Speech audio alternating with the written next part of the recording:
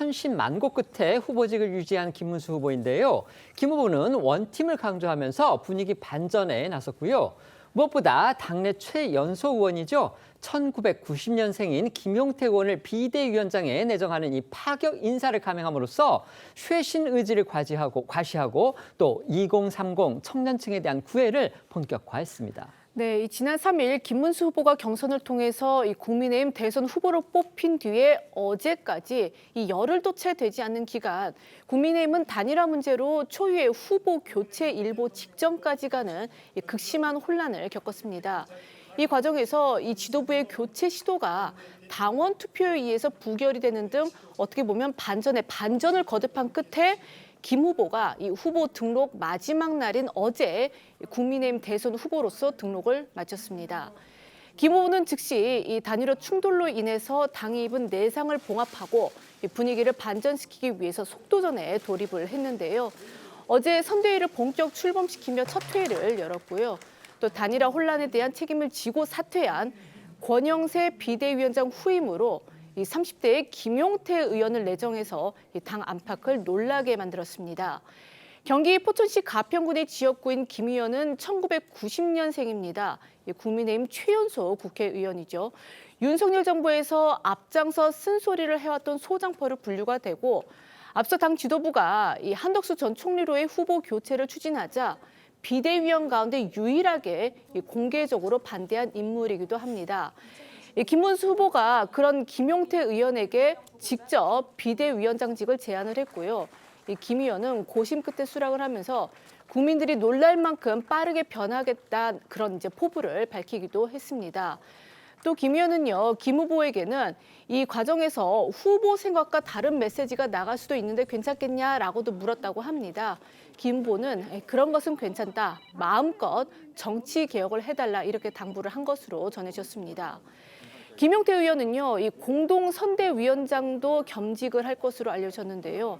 김문수 후보가 이런 파격 인선을 통해서 단일화를 둘러싼 갈등을 봉합하고 변화를 꾀하겠다는 의도를 보인 것으로 보입니다. 당내 여러 다양한 목소리를 포용하겠다는 그런 메시지를 주는 동시에 젊은 정치인이 당의 얼굴로 나서면서 이 올드보이 이미지가 강한 김 후보의 약점을 보완할 수 있을 것이다라는 분석도 나오고 있습니다. 김문수 후보와 김용태 의원의 목소리 이어서 들어보시겠습니다.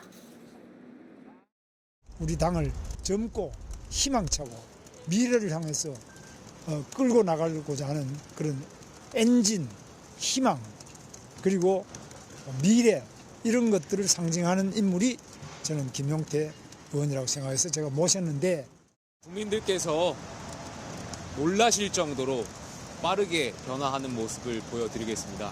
어제 후보님하고 많은 말씀 나눴는데요. 제가 정치개혁 잘하겠다고 정말 해도 되냐고 여쭤봤더니 후보님께서 나만큼 잘할 수 있겠냐 말씀하셨습니다. 22일 동안 국민들께서 느끼실 수 있도록, 체감하실 수 있도록 저희가 국민 상식에 맞는 변화 이끌겠습니다. 김문수 후보 단일화 충돌 과정에서 자신과 정면으로 충돌했거나 또 자신을 향해서 공개적으로 비판한 인사들도 내치지 않고 안고 가는 인선을 보여주기도 했습니다. 대표적인 게 권성동 원내대표 그리고 윤희숙 여의도 연구원장을 선대위에 합류시킨 그런 결정입니다. 네, 원조 친윤으로 꼽히는 권성동 원내대표, 이 김문수 후보를 향해서 단일화를 압박하면서 단식 농성을 하기도 했고요. 권영세 전 비대위원장과 함께 초유의 후보 교체도 주도를 했었는데 때문에 단일화 충돌이 일단락한 뒤에 이 친한계 등을 중심으로 권 원내대표에게 사퇴하라는 요구의 목소리가 나오기도 했습니다. 하지만 김문수 후보 어제 대선 국면에서 새 원내대표를 선출하는 거 부적절하다면서 선을 그었고요. 계속 역할을 해달라면서 권 원내대표 체제를 유지하기로 하고 공동선대위원장도 맡기면서 거취 문제 일단락지었습니다. 또 김문수 후보는 단일화 충돌 과정에서 자신을 향해 단일화할 마음이 없다며 후보 자격을 내어놓으라고 공개 비판을 했던 인물이죠. 윤희숙 여의도 연구원장도 선대위 공약개발단장으로 내정을 했습니다. 이처럼 화합형 인선을 감행하면서 선대위를 본격 출범시킨 김 후보, 어제 오후에는 의원총회에 참석을 했는데요. 이 자리에서도 의원들에게 큰 절을 하면서 단일화를 둘러싼 잡음에 대해서 사과를 했고 의원들은 자리에서 일어나서 박수를 치면서 화답을 했습니다. 어제 국민의힘 의원총회 모습 영상으로 보시겠습니다. 여러 가지 우여곡절이 있었지만은 당원들의 뜻이 우리 김문수 후보님에게 있는 만큼 이제는 다 잊어버리고 국민의힘 대통령 후보로서 저 역시 더 넓게 품지 못했던 점에 대해서 이 자리에서 진심으로 사과드립니다.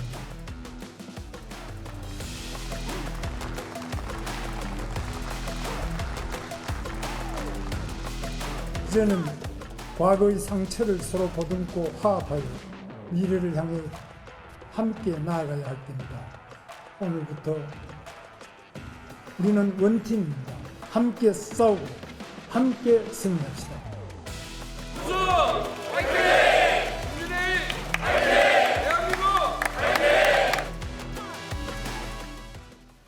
김문수 후보는 단일화를 놓고서 경쟁하면서 이게 충돌까지 했던 한덕수 전 총리에게도 선대위원장 자리를 제안했습니다. 한 전 총리는요, 대선 승리를 위해서 할 수 있는 일은 하겠다 이러면서도 선대위 합류에 대해서는 논의가 필요하다고 즉답을 피했는데요. 오늘 오전에 한 전 총리가 끝내 김 후보의 제안을 고사했다는 또 그런 보도가 나왔습니다. 네, 김문수 후보는 어제 한덕수 전 총리와 만나 포옹을 나누면서 대선 승리의 뜻을 모았고요. 김 후보는 한 전 총리를 사부님으로 모시고 잘 배우겠다, 선대위원장을 맡아달라고 직접 요청을 했었는데요. 한 전 총리 승리를 위해 할 수 있는 일은 하겠다면서도 이 자리에서 선대위원장 제안을 곧바로 수락하진 않았습니다. 어제 만남을 가진 김문수 후보와 한덕수 전 총리 모습부터 보겠습니다. 제가 당원들의 뜻에 의해서 이렇게 선택이 됐습니다만은 제가 사부님으로 모시겠습니다. 사부님으로 모시고 제가 잘 좀 배워서 해나가도록 하겠습니다. 우선에 선거대책위원장을 좀 맡아주셔서 실무적으로 그런 게 적절한지는 조금 좀 논의를 하게 하는 게 좋겠습니다. 그러나 분명히 이번 선거에서 이기기 위해서 우리가 김문수 후보를 중심으로 뭉쳐야 되고, 당연히 우리 후보님을 제가 할 수 있는 일은 다 해서 잘 돕도록 하겠습니다. 자, 우리 모두 한번 한번 포옹 다시 한번 해주시고요. 하지만 오늘 오전 일부 언론들은 한 전 총리 측 관계자 전원을 통해 한 전 총리가 김 후보 제안을 고사했다, 선거에 이길 수 있는 사람이 해야 하지 않겠냐라는 뜻을 전했고요. 일각에서는 그동안 임기 단축 개헌 등을 내세웠던 한 전 총리가 개헌 관련 지원에 나설 수 있다, 이런 분석도 나왔었는데 역시 실행되긴 어려울 거란 관측이 나오고 있습니다. 또 한 전 총리 캠프 측 주요 관계자들 역시 김 후보 캠프에 합류하진 않을 걸로 전해졌습니다. 김문수 후보는 경선 과정에서 경쟁했던 인사들에게도 적극적으로 러브콜을 보냈습니다. 맞습니다. 이 경선 과정에서 김 후보와 경쟁을 했던 나경원, 안철수 의원은 공동 선대위원장을 맡으며 선대위에 합류를 했습니다. 하지만 홍준표 전 대구시장은요, 앞서 김 후보 측에서 선대위원장으로 임명했다 이렇게 공지까지 했지만 이를 거절하고 예정대로 미국으로 출국을 했습니다.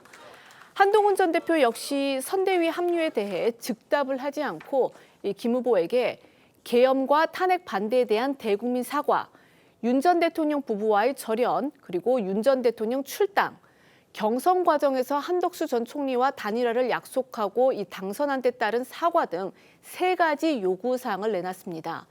다만 친한계로 꼽히는 김종혁 전 최고위원은요, 오늘 오전 한 라디오 인터뷰에서 김 후보가 한 전 대표의 요구사항을 하나도 받아들이지 않고 있다며 한 전 대표가 선대위에 참여하긴 어려울 것이다, 이렇게 주장을 했습니다. 이런 가운데 한동훈 전 대표는요, 국민의힘의 단일화 충돌 상황과 관련해서 지난 주말 사이에만 SNS에 10건이 넘는 게시글을 올렸습니다. 보수 진영 일각에서는 한 전 대표가 경선의 승자인 김문수 후보나 당을 지원하기보다는 대선 이후를 의식해서 일찌감치 자기 정치에 나섰다, 이런 비판적인 지적도 나오고 있습니다. 네, 말씀하신 대로 한동훈 전 대표는요, 그제와 어제 이틀에 걸쳐서 SNS에 10건이 넘는 게시물을 잇따라 올렸습니다. 국민의힘 지도부가 당 대선 후보를 한덕수 전 총리로 교체하려 했던 시도에 대해서는 당내 쿠데타라고 표현을 하면서 강도 높게 비판을 했고요. 또 친윤계를 배후 세력으로 지목을 하면서 정치적 책임을 져야 한다, 이렇게 목소리를 높이기도 했습니다. 또 한 전 대표는 이 경선 탈락 후부터 독려해왔던 당원 가입도 거듭 강조했는데요. 정치권 일각에서는 한 전 대표가 이 불합리한 경선이었다는 점을 부각을 하면서 자신이 희생자라는 프레임을 선점하려는 의도다라는 분석을 내놓고 있습니다. 대선 후에 본격화될 이 당 주도권 다툼을 염두에 두고 친윤계 등 주류 세력 책임론을 강조를 하면서 자신이, 그러니까 한 전 대표가 대안 세력이라는 점을 내세워서 이 주도권을 선점하려는 의도다라는 분석도 나오고 있습니다.